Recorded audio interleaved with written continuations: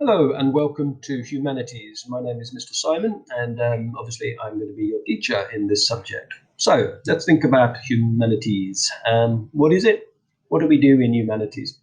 Well, we split it into three subjects over the year, and we're normally in a year we have three terms, and this year we're going to we're going to focus on different aspects of humanities in each term. So we're going to start off in term one by looking at geography. In term two, we're going to look at history.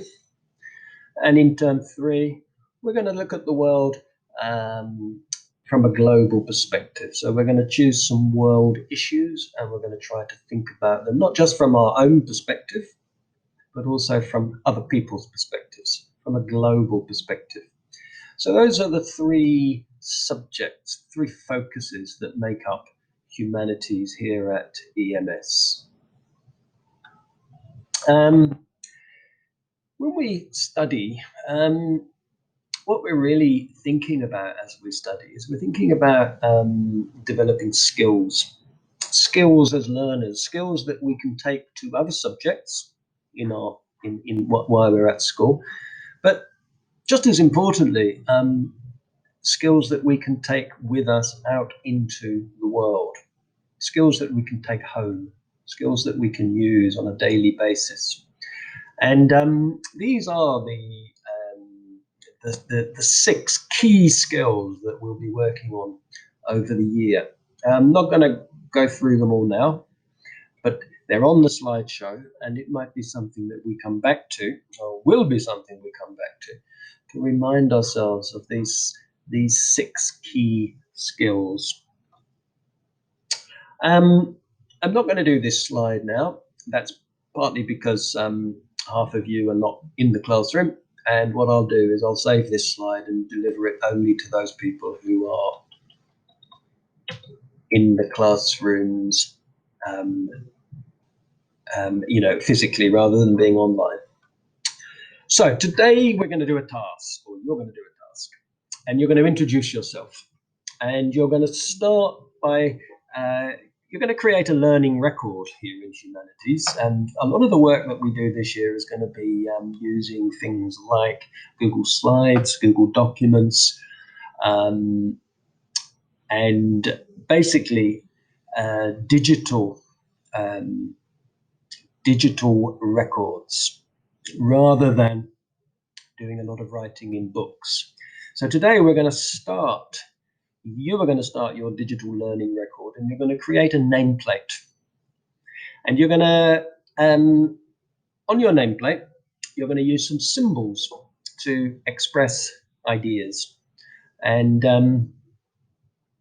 those symbols and images will hopefully represent aspects of who you are.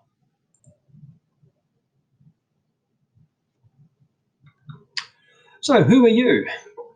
Who am I? We're all different. Every single one of us is different. We might be similar in some ways, but we'll all be different in other ways. We've all got different fingerprints.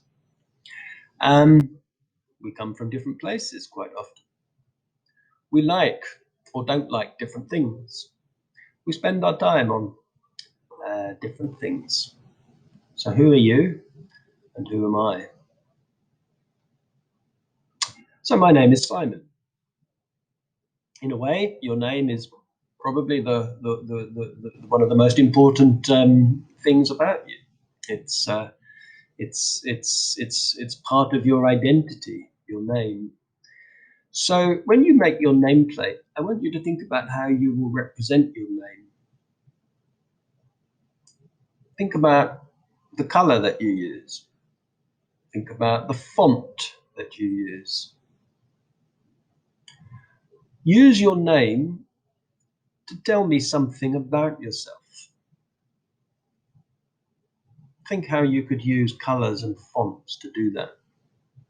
And remember, use capital letters to start your name. Okay, so what's a symbol?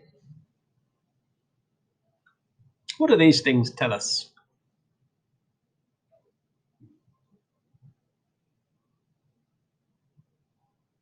I'm sure you've all got some ideas. That's pretty obvious. I think that's pretty obvious. This thing. Now, I'm sure you've seen these. Maybe you've never understood what they are, or maybe you have. It means no entry. You can't go down here. This. It's telling me that something inside this is behind this, or inside. If this is on a door, it's telling me that it's something in here is going to catch fire easily. So I should be careful. Maybe I shouldn't smoke cigarettes or have matches or lighters near this symbol. And this is the Olympics. This is a symbol. It represents the joining together of people from all over the world. That's why those circles are kind of connected together. So these are symbols. So a symbol is a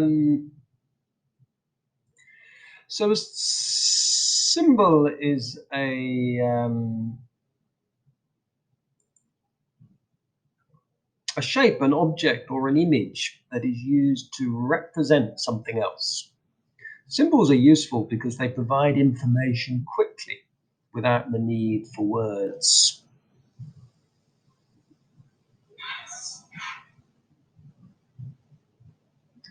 This is a symbol. It's a badge of a football club. What do you think that is? I'll give you a clue. Meow. This is obviously a book. It's not a real book. It's not a photograph of a book. It's a symbol. It represents a book. What about this one down in the corner, this flag? Flags are symbols of countries. This is the Union Jack. It represents the union, the joining together of England, Scotland, Wales, and Ireland. So this flag is made up of different flags that have all been put together into one flag. So it's a symbol. Do you know what your country's flag symbolizes? See if you can find that out.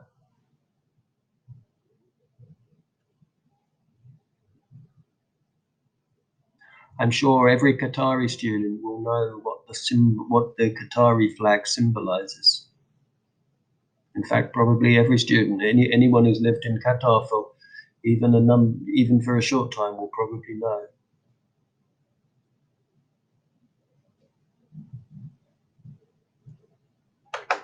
So what I want you to do with your nameplate is I want you to find two symbols or images that represent things that you're passionate about. Could be sport,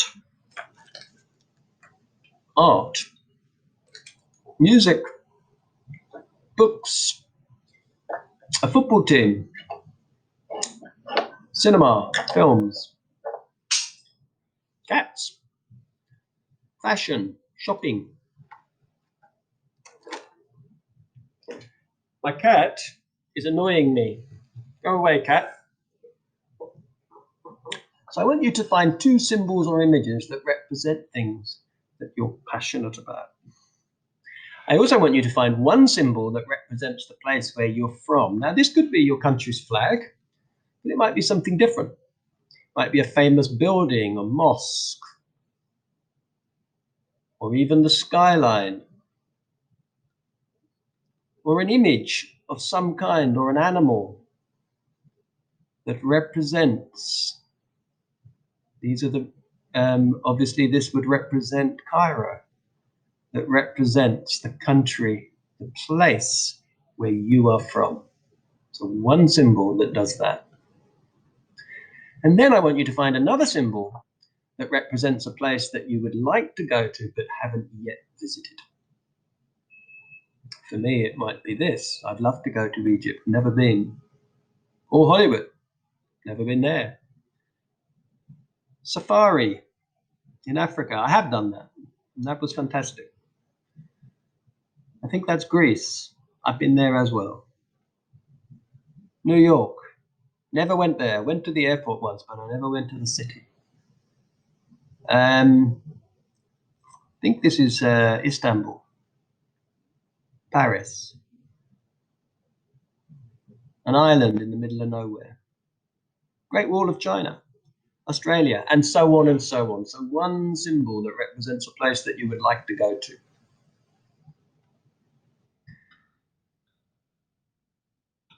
Use a border or a background to make your nameplate pleasing and attractive to the viewer. So this is me. This is an example of a nameplate. My country, I would love to visit Mount Everest in the Himalayas. And I love reading and I love football. And that's my name. So that's what your nameplate can look like. So over to you. This is the checklist. This is in the Google Classroom. So this is just a reminder of what we need. You're going to use one Google slide and you're going to create a nice little nameplate. And once you've made the nameplate, then I will explain where you can store it, because that will be the first piece of work that you're going to store as part of your learning record in humanities. But we'll deal with that once you've made the nameplates.